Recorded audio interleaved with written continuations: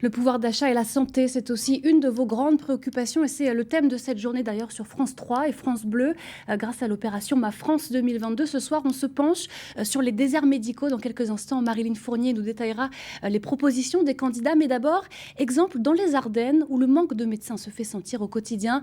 Nicole Faché avec Claudine Crène.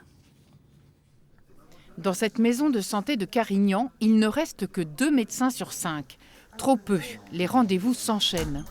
En moyenne, on voit entre 20 et 30 patients par jour selon les journées, sur des consultations de 15 minutes qui peuvent parfois faire 30 minutes en fonction des problèmes de santé des patients.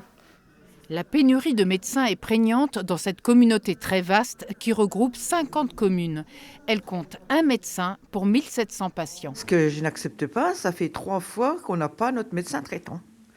On aimerait bien le rencontrer de temps en temps quand même. Je ne la connais pas, elle ne me connaît pas. Mon médecin traitant n'a pas pu me prendre ce matin ni demain.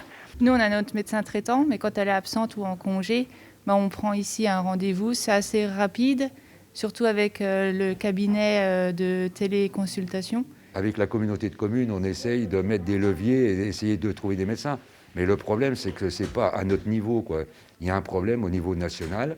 Il faudrait trouver des solutions pour obliger les jeunes médecins à venir en zone rurale. Année après année, les élus s'efforcent d'attirer de jeunes médecins sans beaucoup de succès.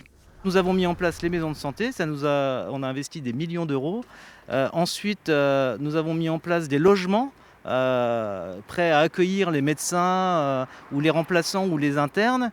Et actuellement, nous sommes en train de mettre en œuvre l'expérimentation de la télémédecine qui pourrait pallier, on va dire, entre guillemets, à la bobologie.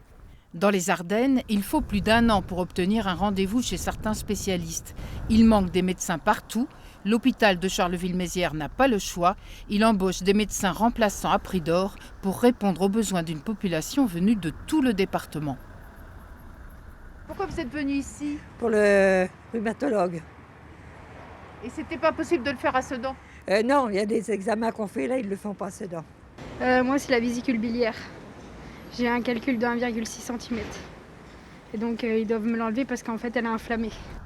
Nous n'avons pas eu l'autorisation de filmer dans l'hôpital, mais la députée Bérangère Poletti, sage-femme de formation, tire la sonnette d'alarme depuis 20 ans. Il faut que le ministère de la Santé comprenne que les internes en médecine doivent être envoyés dans tous les territoires. Le sujet, c'est que les internes en médecine sont, au moment du choix, en fait, sont tentés de rester soit au CHU, soit dans les environs immédiats du CHU. Et donc, les villes comme Charleville-Mézières ou Troyes ou Saint-Dizier, c'est plus compliqué pour nous de trouver des internes. Et trouver des internes, c'est important parce que du coup, on les fidélise à notre région. Faut-il revenir sur la liberté d'installation des médecins? Tous les ans, les parlementaires posent la question au gouvernement, mais la profession médicale refuse. Aujourd'hui, convaincre les jeunes médecins de venir s'installer en milieu rural est devenu un enjeu de société.